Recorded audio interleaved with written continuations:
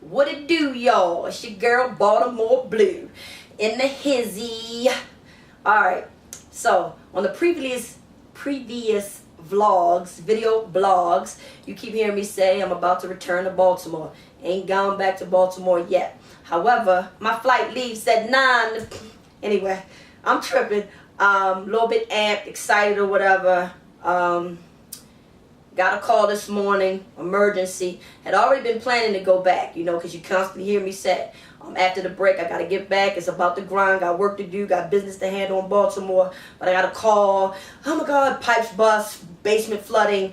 Oh, my God. So that's the worst thing ever. I didn't want to return to nonsense. I wanted to return and just have to, you know, deal with my business, follow your dreams, get property rented out, things like that. Didn't work out that way. So it's kind of returning on a bad note. There's always some bullshit to deal with. That's just life. That's just how life goes. So I wanted to talk a little bit about this journey. You know, I've moved to Atlanta. We've heard it over and over again. Me and my family are now residing in Georgia, where we love it here. It has been a very, very spiritual journey for me. One of the questions that I've asked myself most is, you know, God, what is it here? I fell in love with this place. 2005, kept coming back. Just knew it was something here for me. In addition to that, my family fell in love with it. But the story actually goes longer than that. Yeah, I moved to California, 1999. That wasn't the place for me. Some people in Baltimore say, "Oh, you gonna come back?" Don't hold your breath. I'm always visit because Baltimore is where I was born and raised. That's where I get my swag from. You know, that's where I have business, and that's just where my family is. But this journey, this moving here, like it's been like a 20-year thing. You know, ever since high school, one of my close friends said, you know, you tried to get me to move down there, and we'll get to that later on though. But it's happened. It's happened. It's been a peaceful journey. I go down to the King Center, where Coretta Scott King and Dr. King are laid to rest, and nobody comes in town. Not any family, friend, visitor comes here without me taking them to that site. We go there, we cry, you know, and just understanding that, like, had it not been for the sacrifices that they made, we would not be here. One of the reasons why I really love Coretta Scott King is because I found out, you know, it was untimely when her passing, that she was a huge advocate and she fought for, you know, gay rights.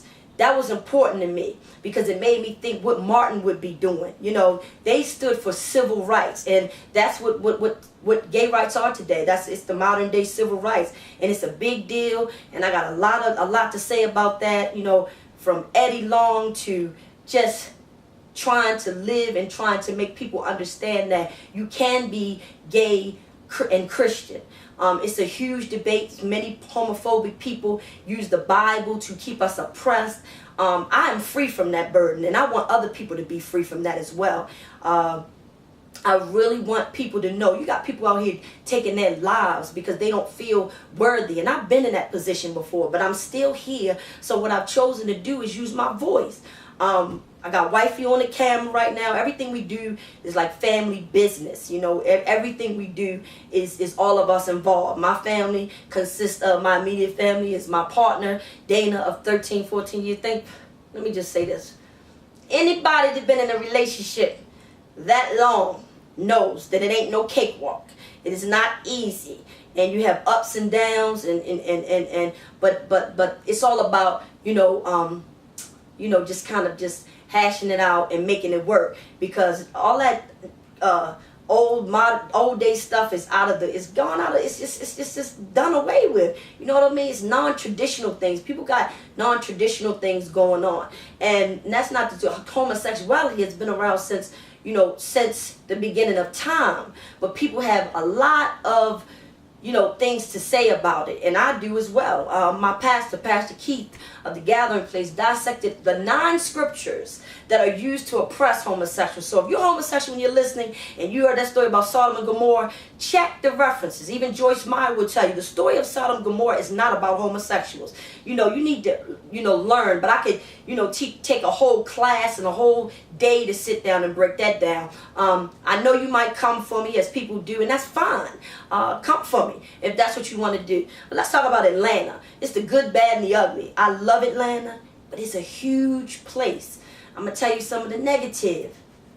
A lot of people want to move here. Plenty of people are moving here because it's Black Hollywood, and that's real. I ain't even going to recite half the people I ran into, but you run into folks all the time because it is like Black Hollywood.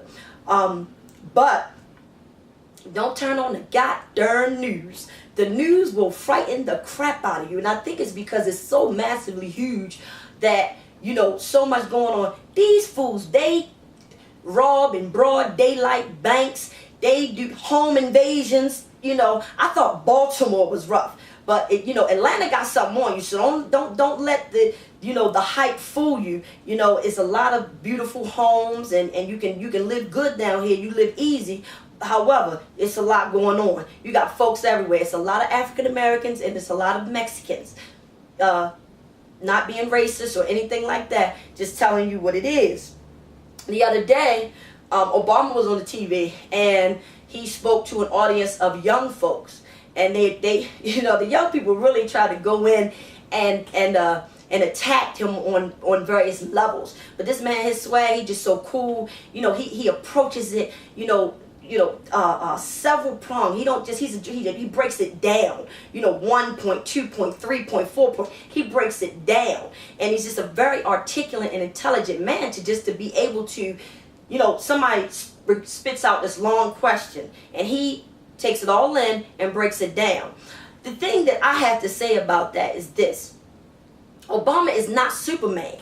A lot of the problems that we're blaming him for are things that were done 8 years and beyond. They were done way before he got in office. So people are, expecting him to pull off this miracle. And you have to be, realistic. A lot of us aren't politically active or politically involved. You got to do your research and do your homework to know what. Going back to homosexuality, Bush got in. And this is maybe something, I don't know if many of you know this. A lot of our black churches, namely some in Baltimore, like Reverend Reed, Bishop Eddie Long down here. Bush visited these churches. He visited these congregations. And he had people, he had the pastors to support him. Number one, they got a lot of money for that support. They were told things like that their 501c3 status would be taken away. But the whole premise in which they ran, and you had a lot of black folks voting for Bush who aren't even Republicans, but they were voting for him based on homosexuals because they told him, they basically said that, you're approving homosexual marriage if you don't vote for him. He's the only one that's against homosexual marriage. Man, you better think again, because we got bigger fish to fry and bigger problems in terms of who's marrying who. I don't choose to be married until it's legal for everyone to be married. It just doesn't make sense that the country is divided upon something that's so trivial when we got bigger fish to fry. And you got to look at the larger picture of that. But it's a lot of corrupt things going on. And that's what this is about. It's about, bringing light to situations. And when I say when you don't believe something, do your research. Because I know, folks try to challenge you. And since some folks try to come for you indirect, like that Facebook stuff. And I have my,